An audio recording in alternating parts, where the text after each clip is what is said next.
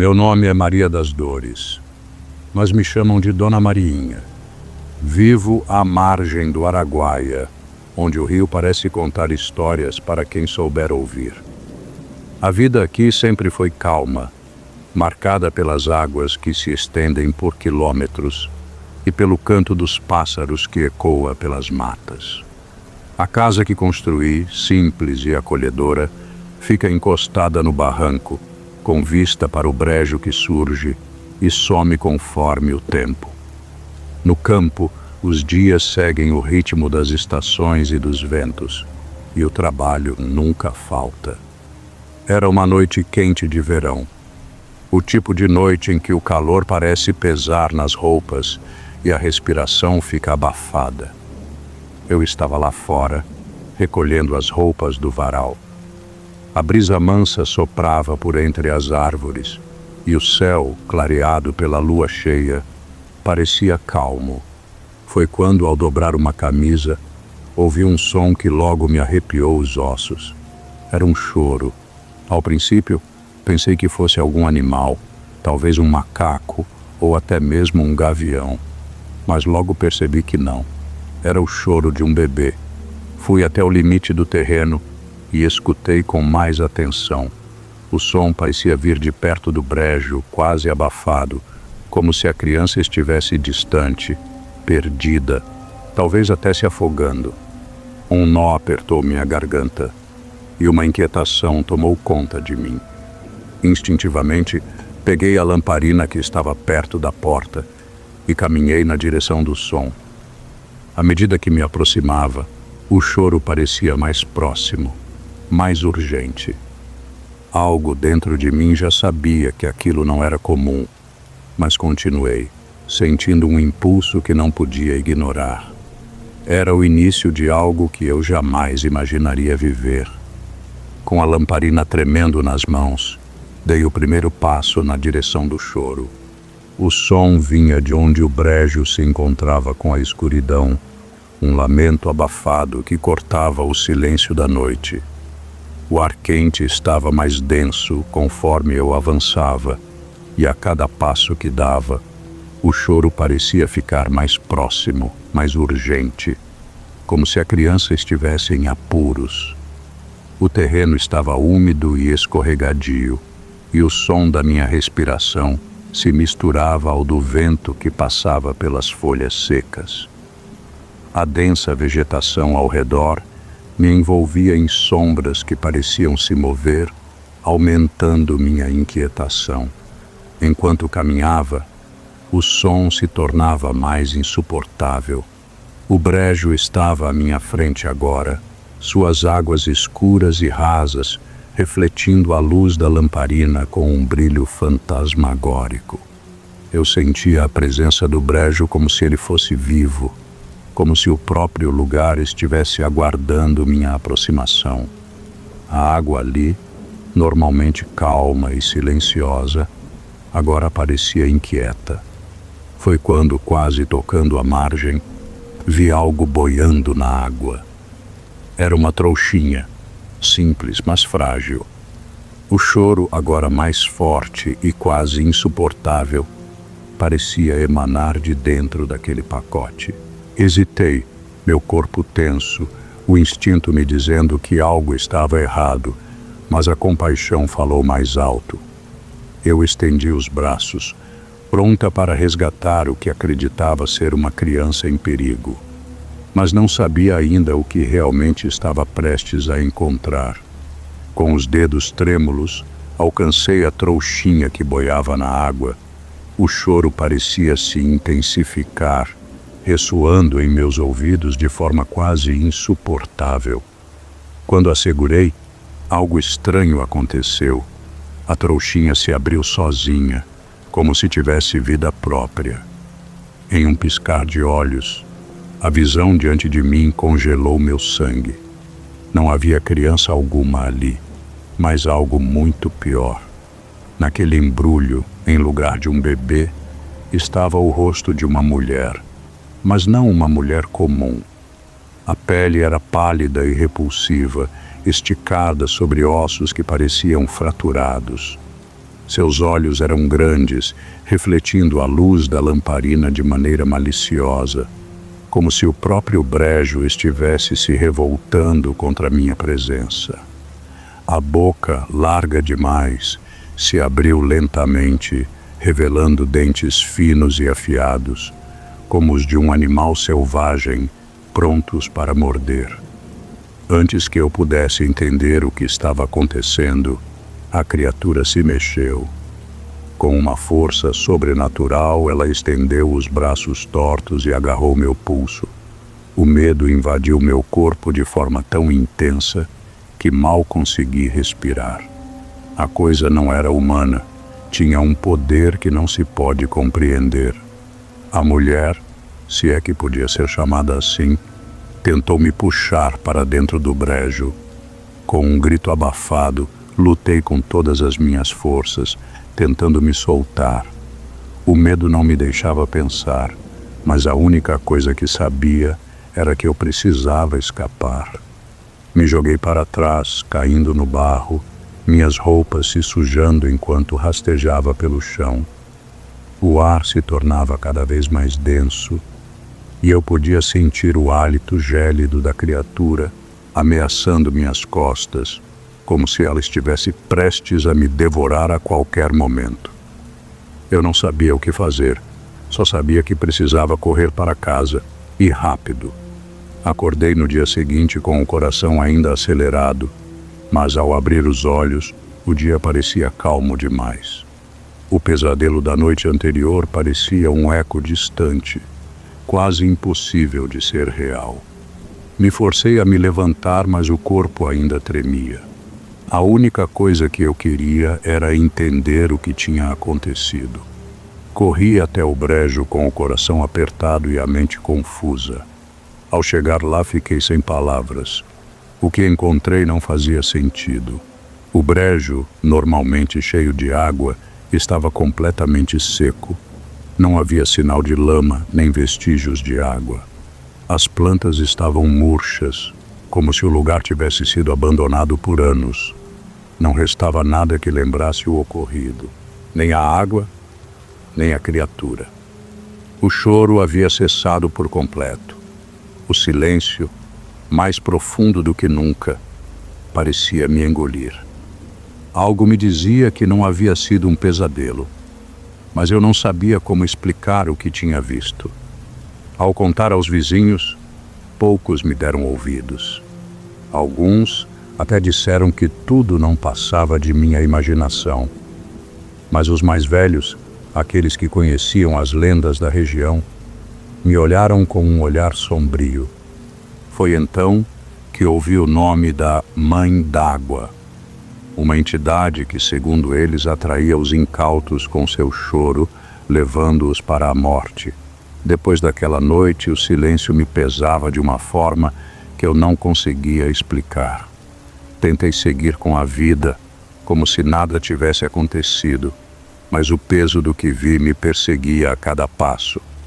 O brejo parecia cada vez mais distante, mas o choro, aquele som tão nítido e perturbador, ainda ecoava em minha mente. Foi então que, ao conversar com os mais velhos da aldeia, comecei a ouvir falar sobre a lenda da Mãe d'Água.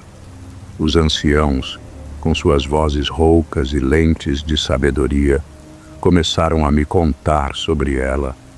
Falaram de uma mulher que, em tempos passados, morreu afogada nos brejos do Araguaia. Diziam que ela, ao morrer, teve sua alma consumida por uma força sombria, transformando-a na Mãe d'Água. A lenda contava que ela vingava aqueles que ousavam se aproximar de suas águas, utilizando o choro de um bebê para atrair suas vítimas até a morte. Ao ouvir isso, uma sensação gelada percorreu minha espinha. A história soava assustadoramente familiar.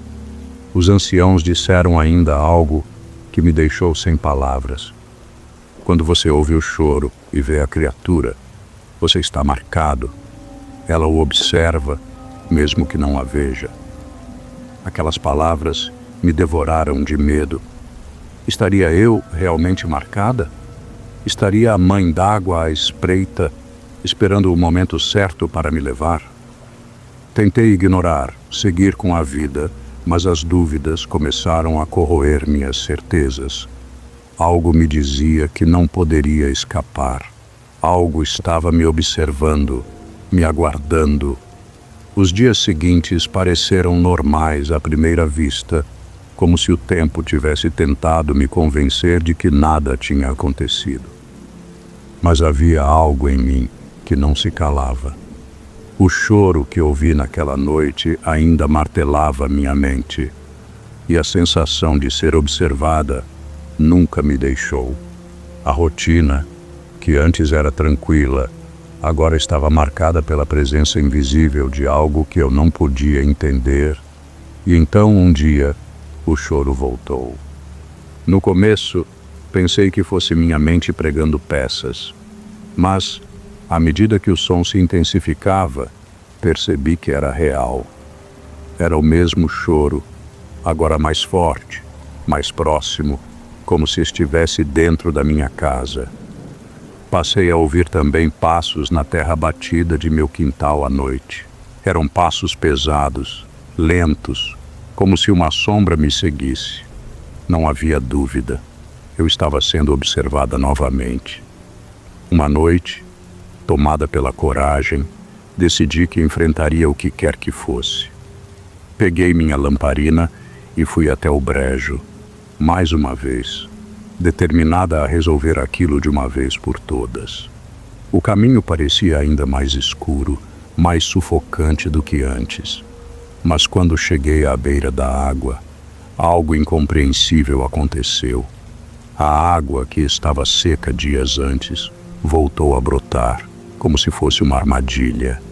E, em um instante, ela apareceu. A criatura, mais furiosa do que nunca, com olhos brilhando de raiva, avançou para mim com a mesma velocidade sobrenatural. Eu sabia, naquele momento, que não havia escapatória. Não havia mais como ignorar. Ela estava atrás de mim e eu estava marcada para sempre. Estava encurralada. Não havia mais para onde correr, nem para onde me esconder. A criatura estava à minha frente, seus olhos brilhando como faróis na escuridão. E o som do choro havia desaparecido, substituído pelo barulho de seu corpo se arrastando pela água. O medo havia tomado conta de mim, mas algo dentro de mim também estava mudando. Eu sabia que este seria o confronto final. Não podia mais fugir. A criatura avançou com um rosnado baixo, seus dentes afiados brilhando sob a luz da lamparina. A cada passo, o brejo parecia tremer, como se o próprio lugar estivesse sendo consumido pela maldade daquela presença.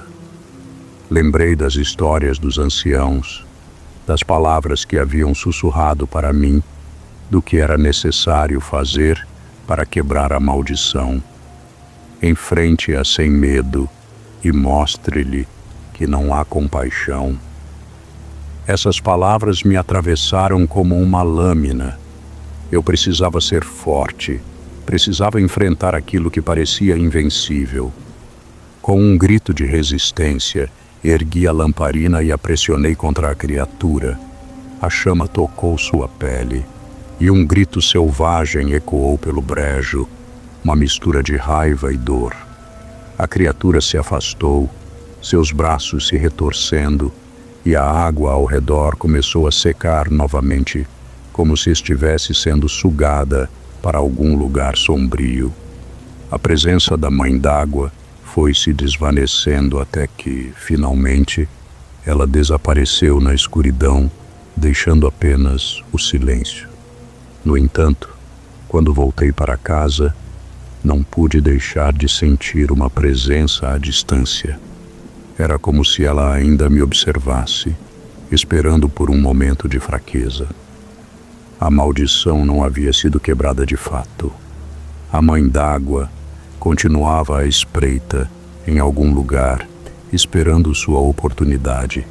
Eu sabia que, por mais que eu tentasse seguir em frente, nunca estaria verdadeiramente livre. Ela sempre estaria lá, apenas aguardando.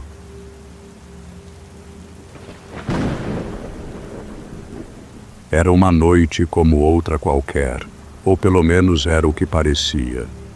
Chamo-me Zé Preto, vaqueiro de longa data, e o meu caminho se cruza com o Araguaia, nas terras de Caseara, no estado de Tocantins, lá pelo ano de 1975.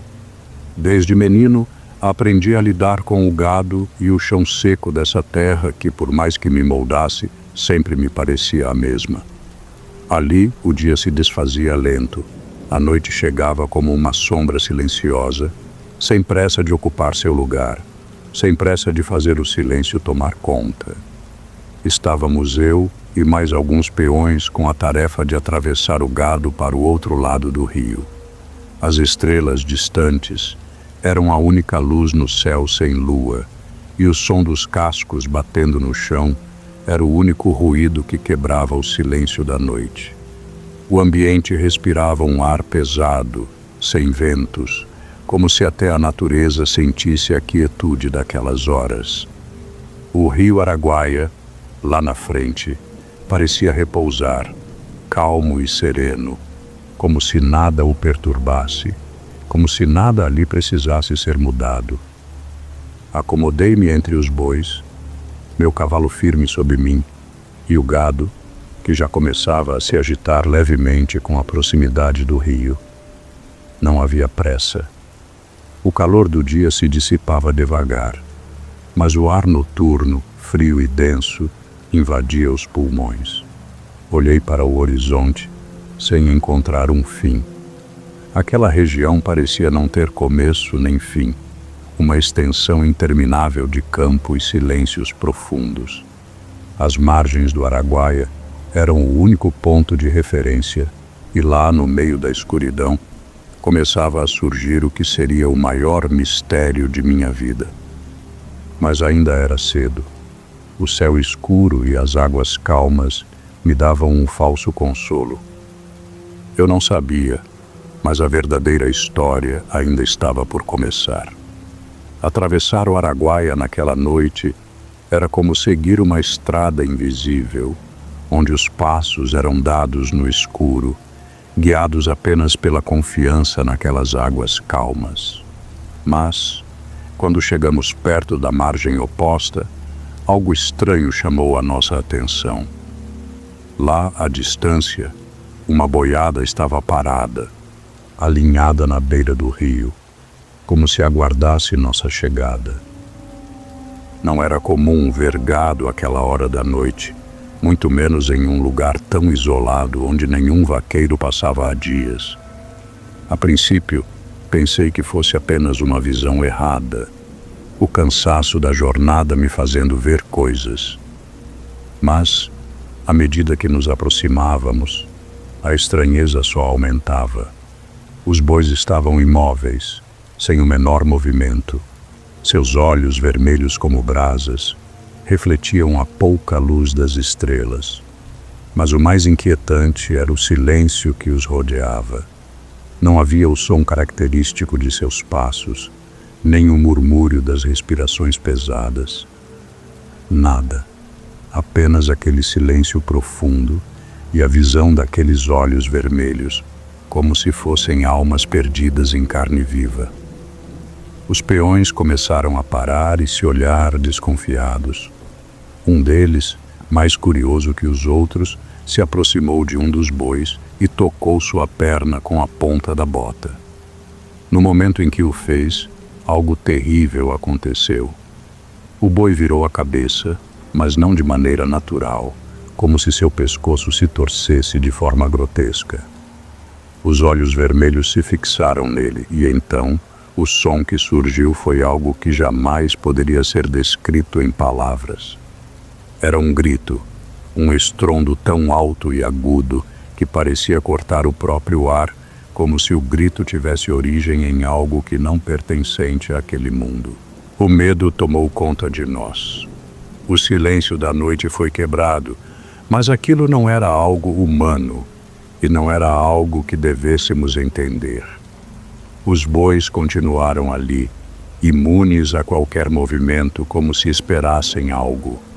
E naquele momento eu soube que nada mais seria como antes. Quando os bois se moveram, a visão de que estávamos em perigo tornou-se clara. Era como se, de repente, tudo ao nosso redor tivesse se transformado. Não estávamos mais na estrada. Não estávamos mais na beira do rio. A boiada nos cercava, sem que tivéssemos percebido como isso aconteceu. De um momento para o outro, a vastidão da paisagem desapareceu e a presença daqueles animais se tornou sufocante. Seus olhos vermelhos não piscavam e seus corpos se moviam com uma precisão incomum, como se soubessem exatamente onde iam. O pânico se espalhou entre os peões. Eu senti meu coração acelerar. Tentamos correr, mas as margens do rio estavam distantes demais. E a terra, por algum motivo, parecia se estender sem fim. Não havia escape.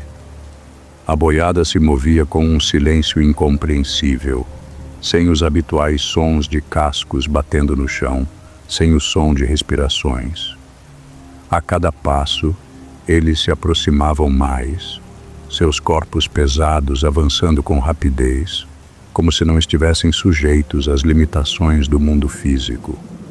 Era uma marcha fantasmagórica, uma marcha que não pertencia à realidade. Tentamos mudar de direção, procurar uma brecha, um caminho para sair dali, mas parecia que o terreno estava mudando sob nossos pés. Cada movimento, cada tentativa de fuga, nos trazia de volta ao centro daquele círculo de bois. O medo tomou conta de todos. O silêncio, que antes era desconfortável, agora era insuportável. A atmosfera ao nosso redor parecia mais densa, como se o ar tivesse se tornado mais pesado. Nenhuma palavra foi dita, mas os olhares entre os peões eram claros. Ninguém sabia o que estava acontecendo, ninguém sabia como sair dali. Os bois não mostraram sinais de cansaço. Eles continuaram se aproximando, seus olhos vermelhos fixos em nós, como se estivessem esperando, como se estivessem nos julgando. Cada passo que dávamos era mais um erro. Estávamos presos e a boiada fantasmagórica parecia ter toda a noite à sua disposição para nos aprisionar. O pânico que tomava conta de nós era quase insuportável. Cada movimento parecia ser observado pelos olhos vermelhos da boiada, e o som abafado dos cascos não deixava dúvida. Estávamos sendo caçados. A sensação de estarmos presos naquele círculo de sombras e carne pesada não saía da minha mente. Foi então que alguém, em um impulso desesperado, apontou para o igarapé à nossa esquerda. A água parecia ser nossa única chance. Era a única fuga possível, e o risco de ficar para trás era ainda mais fatal. Corremos em direção ao igarapé, sem olhar para trás, sem hesitar. Os bois pareciam estar ainda mais perto, avançando com uma precisão sobrenatural, como se soubessem que aquele seria o momento decisivo. O som de nossos cascos e os passos apressados dos peões eram abafados pela água gelada que batia contra as canelas. A correnteza dificultava nosso avanço, tornando o terreno escorregadio e traiçoeiro. Cada passo era um esforço. O cansaço começava a pesar, mas a necessidade de escapar era maior. Enquanto atravessávamos, ouvi um grito agudo, uma mistura de barulho e algo mais. O som parecia vir da boiada, mas distorcido, como se a realidade estivesse se desintegrando. Os bois estavam tão perto que eu podia quase sentir a pressão deles, como se a água estivesse se tornando quente à medida que a boiada se aproximava. Um dos peões escorregou, quase caindo na água. mas foi puxado para a frente com um grito abafado. Não podíamos parar, não podíamos olhar para trás. Atravessar o igarapé parecia uma eternidade. A água fria se misturava com o calor do medo. As vozes dos outros peões estavam abafadas pela correnteza e o som crescente dos bois nos cercando. Não sabíamos se conseguiríamos sair vivos daquela noite, mas a única coisa que eu sabia era que, se parássemos, a morte nos alcançaria. Quando finalmente chegamos ao outro lado do igarapé, os sons da boiada começaram a desaparecer e a tensão começou a se dissipar, embora o medo ainda estivesse palpável no ar. Olhei para trás, procurando por qualquer sinal dos bois, mas tudo o que encontrei foi a calma do rio e a escuridão daquela noite interminável. A boiada tinha sumido, como se nunca tivesse estado ali, sem deixar um único vestígio. O silêncio que caiu sobre nós era pesado, mas estranho. Estávamos seguros, ou ao menos parecia que sim, mas ninguém conseguia entender o que acabara de acontecer. Tentamos falar, tentamos achar algum sentido para a cena macabra que presenciamos, mas não havia respostas.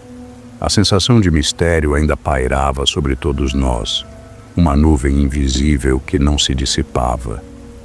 Eu, que sempre fui homem de explicar tudo com razão, agora me via sem palavras. Recordei então histórias antigas que ouvi de mais velhos, histórias sobre aparições e criaturas que vagavam pela região. Falaram de bois mortos, de almas perdidas que, em noites como aquela, retornavam para caçar os vivos.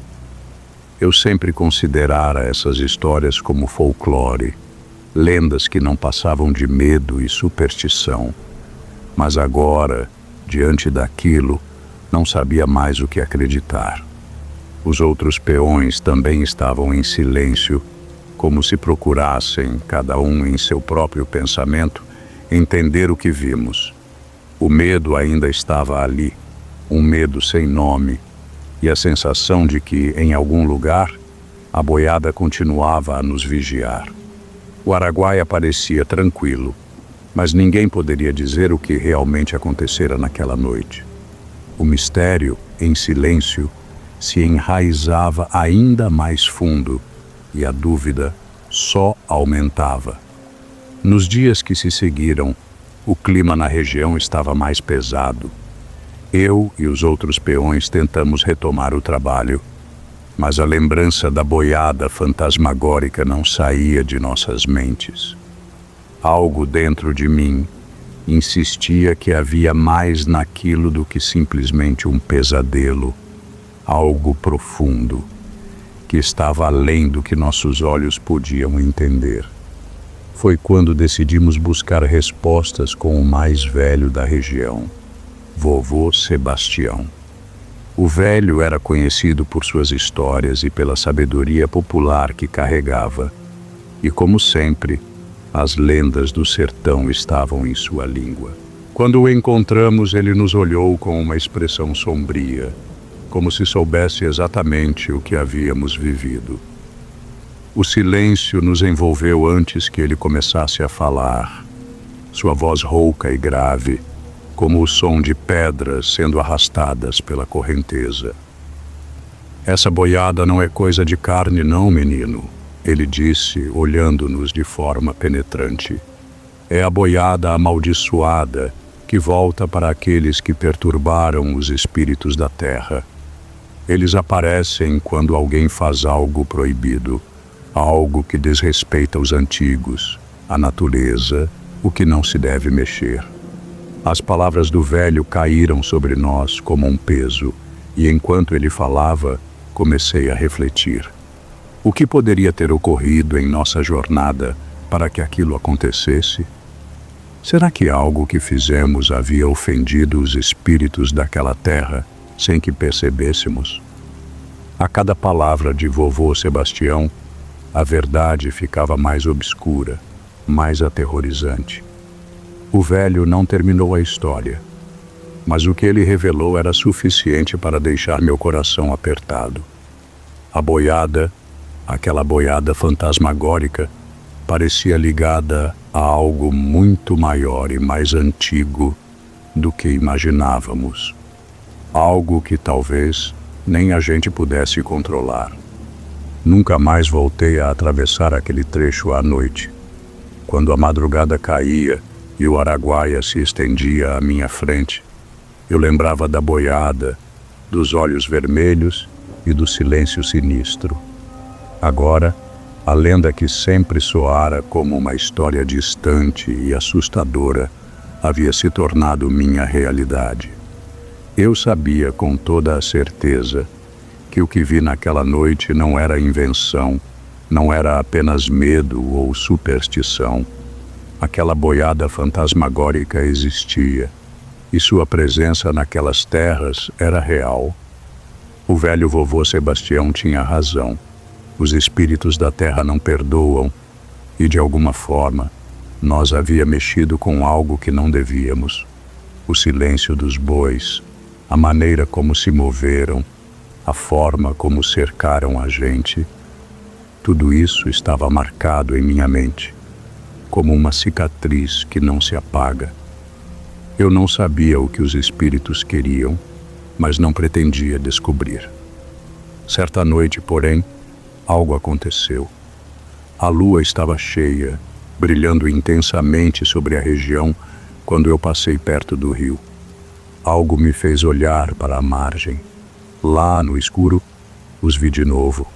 A boiada, silenciosa, parada, com os olhos vermelhos brilhando como fogo. Não fazia o menor som, mas eu sabia que estavam lá. O medo apertou meu peito como nunca antes. Não me atrevi a me aproximar, nem a chamar os outros peões. Só fiquei ali, paralisado, sentindo a presença deles, como se a história ainda não tivesse terminado.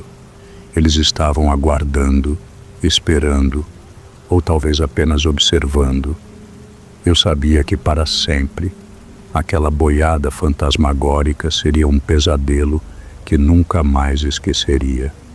E o pior de tudo é que mesmo depois de tudo, não sabia se eles estavam realmente fora da região ou se, apenas esperando o momento certo, a lenda ainda vivesse, à espera de quem se atrevesse a atravessar aquele caminho à noite. Meu nome é João Severino, e desde menino conheço as águas do Araguaia.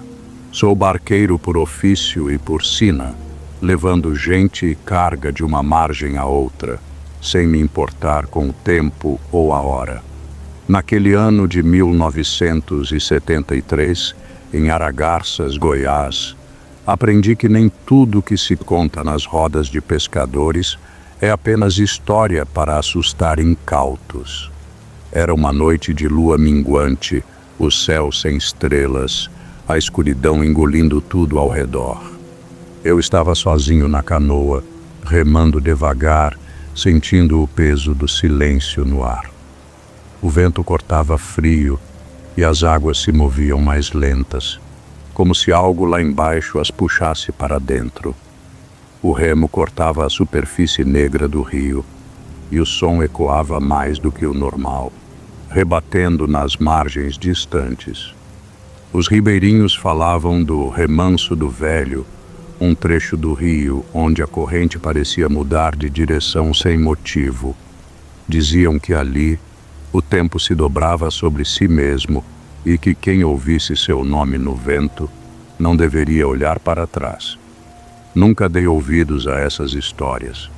O rio era traiçoeiro, sim, mas não por assombrações. Meu respeito era pelo perigo real. As correntezas, os troncos submersos, a fome dos bichos.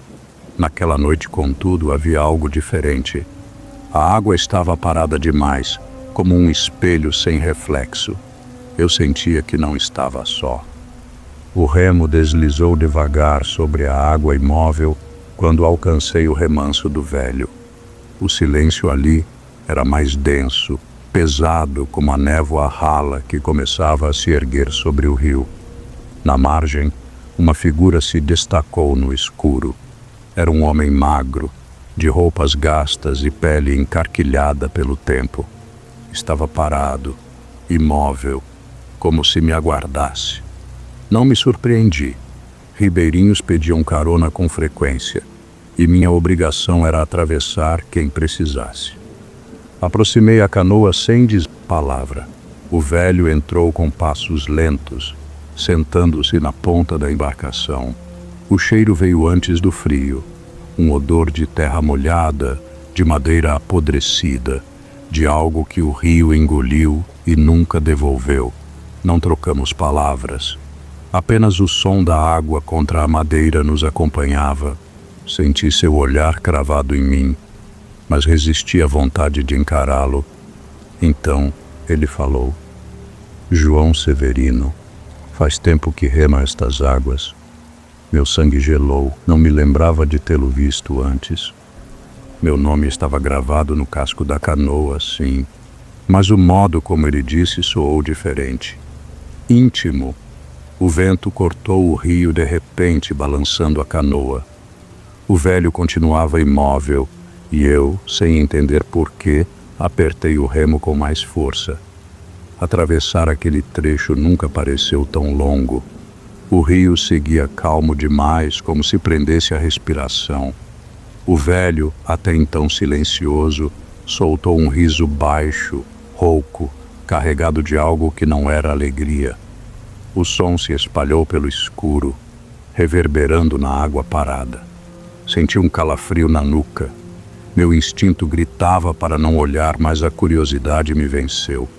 Virei o rosto devagar. O velho estava lá, imóvel, mas agora eu via o que antes o breu escondia. Seus pés não existiam, apenas tocos escuros cobertos de lodo e carne apodrecida repousavam no fundo da canoa. Sua pele parecia molhada, como se nunca tivesse secado completamente. E os olhos?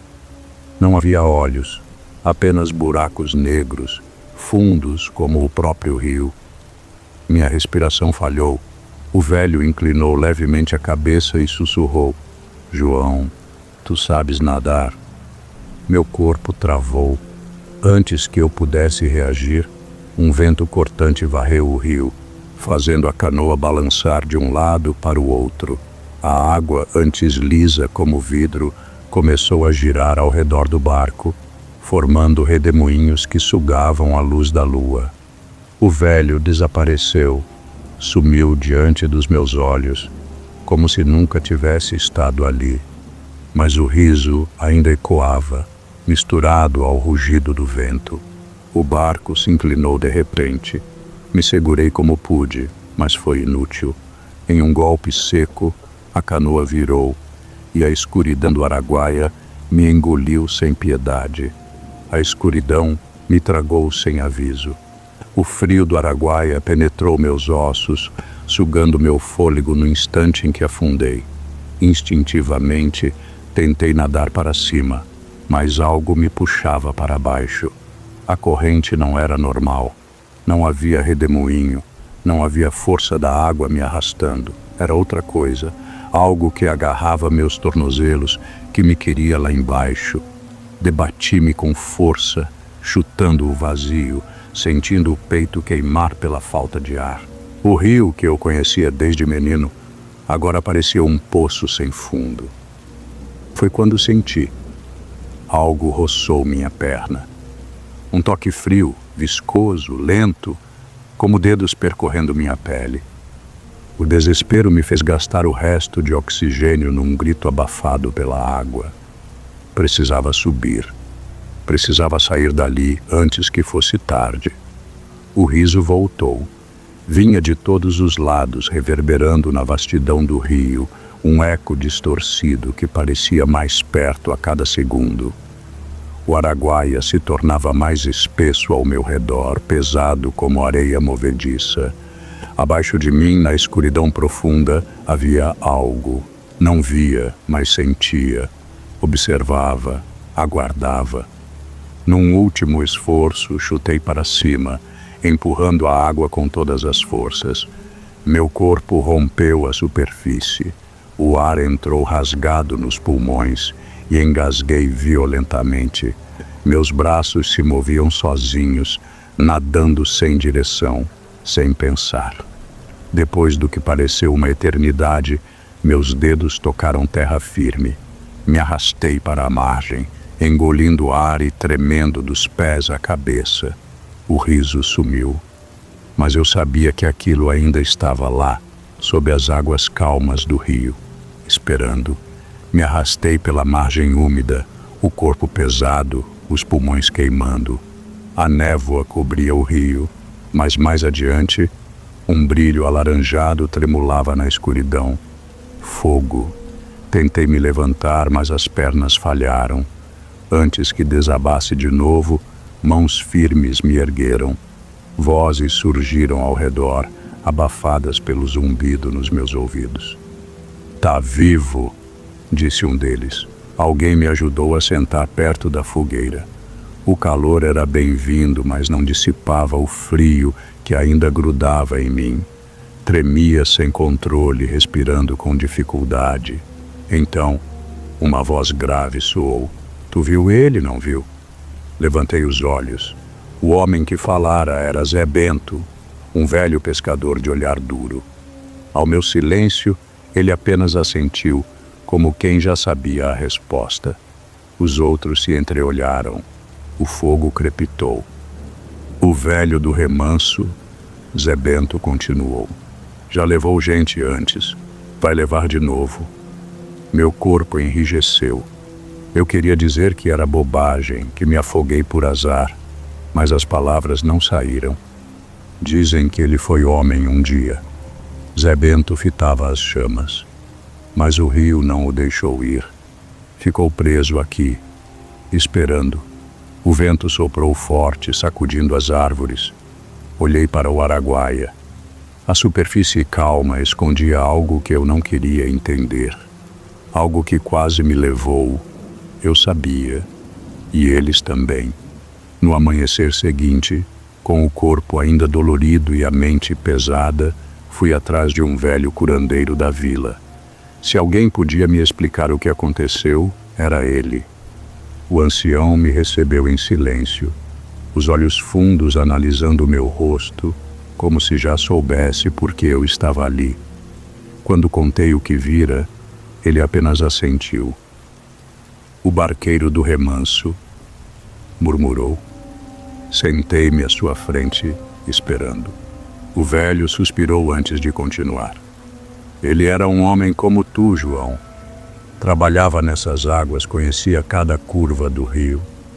Mas numa noite de tormenta, tentou atravessar o remanso. Nunca chegou do outro lado. Um arrepio subiu minha espinha. O corpo nunca apareceu. O rio o tomou, mas não o deixou partir. Agora vaga nessas águas buscando companhia. Quem ouve sua pergunta e não escapa, nunca mais é visto." Engoli seco. A pergunta ecoou em minha mente. "Tu sabes nadar?" Se eu não tivesse conseguido emergir, se aquelas mãos invisíveis tivessem me puxado mais fundo, olhei para o rio ao longe. O remanso do velho continuava lá, esperando. Depois daquela noite fiz uma escolha. Nunca mais atravessaria o remanso sozinho à noite. O rio ainda era meu ofício, mas agora evitava os trechos mais sombrios. Eu sabia que o velho ainda estava lá, aguardando, em algum lugar onde a escuridão se mistura à água. Os pescadores logo espalharam a história e ninguém mais ousava se aproximar daquele trecho depois do pôr do sol. O remanso ficou proibido, mas as lendas permanecem vivas. Dizem que, às vezes, em noites silenciosas, pode-se ouvir o riso rouco vindo das águas. A risada do velho, que ainda espera por alguém. Eu, por minha parte, nunca mais ouvi a pergunta que quase me afundou. Mas, em noites solitárias, quando o remo corta a água e o silêncio é denso demais. Sinto que não estou realmente sozinho. Algo ainda me observa das profundezas.